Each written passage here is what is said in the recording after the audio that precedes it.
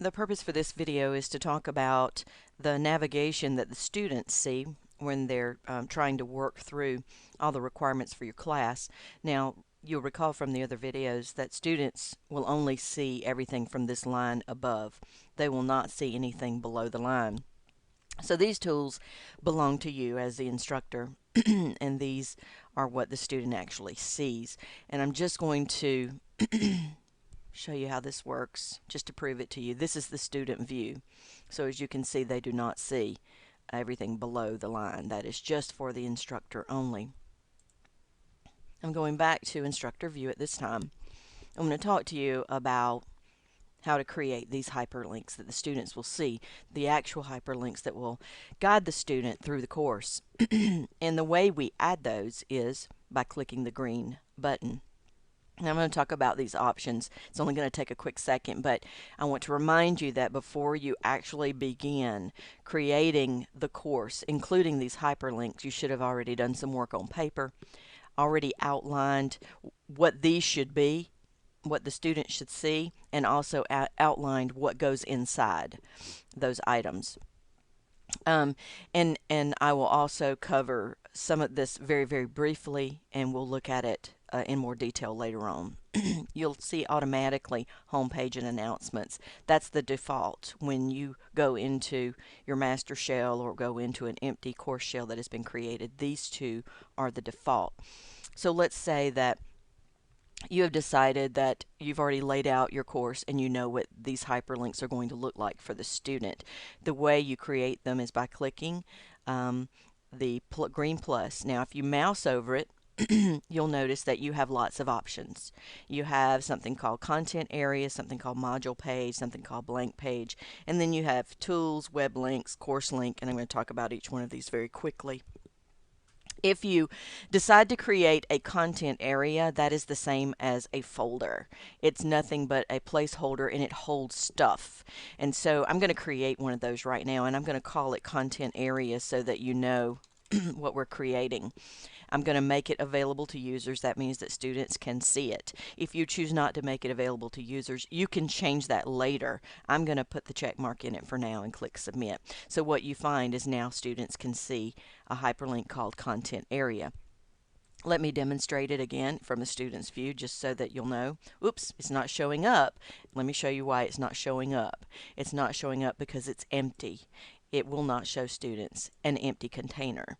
So what we're going to do is we're going to go into this content area. When I click on it, you'll notice that this side of the screen changes, and these are all the things that you can put inside this particular content area. And what I'm going to do is I'm just going to put an item, and that means that it's just going to be a hyperlink to a page that's going to say something. And so I'm going to call this, this is my item. And this is the text that I want them to read associated with this item.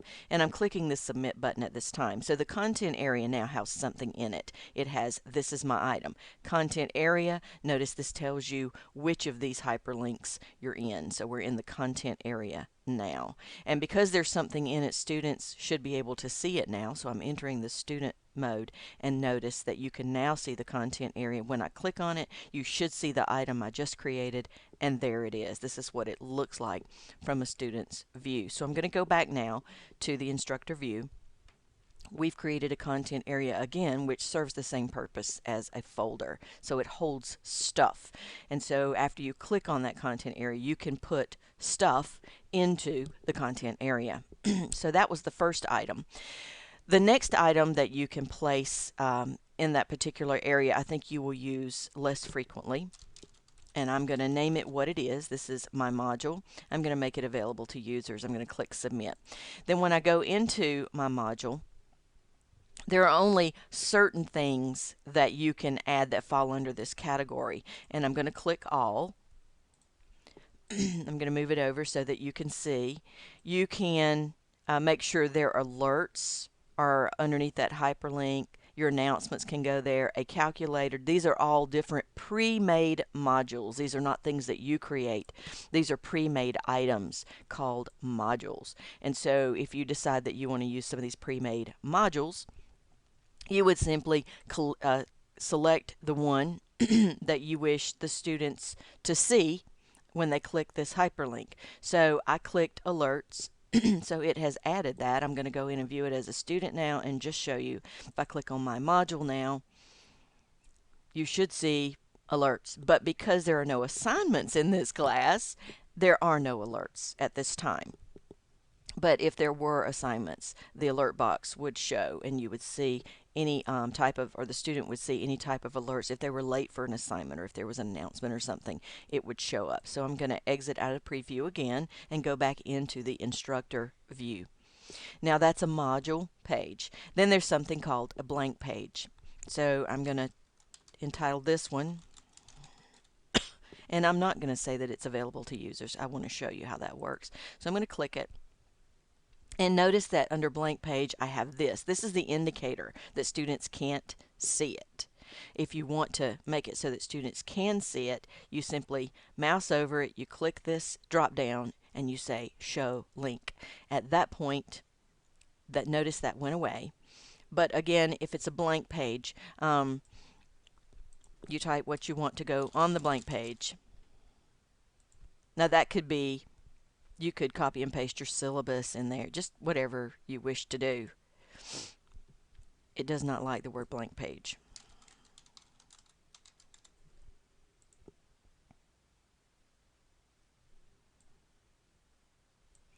You can also put an attachment. There's some settings that go with this. Now that the blank page is complete, I want you to see what the student gets when he clicks on the blank page hyperlink. There it is. I'm going to click on it. It's everything you typed in. Just text. I'm going to exit the preview at this time, so we'll go back to the instructor view. The other things that you can add are a tool link. Now, this gets very interesting because you have options under tools, and I'm not going to spend time on each and every one of these. But you can throw a calendar in there so that if they click on the link, they'll get their calendar automatically there. All of these things are available that you can make available for the students. And I think what I will do is I'll go ahead and do the calendar one. And if you placed deadlines on your assignments and what have you, they will all show up automatically on the calendar. I'm going to make it available and click submit. So now the calendar is available. So that's one of the things available under the tool link. The web link is just what you think it is. Let's say that you wanted to link to some place, and what you do is you have to put the full URL, the full address. I'm going to make it available to users and submit, and so now YouTube will show up. We're going to look at these in a minute as the student in the student view.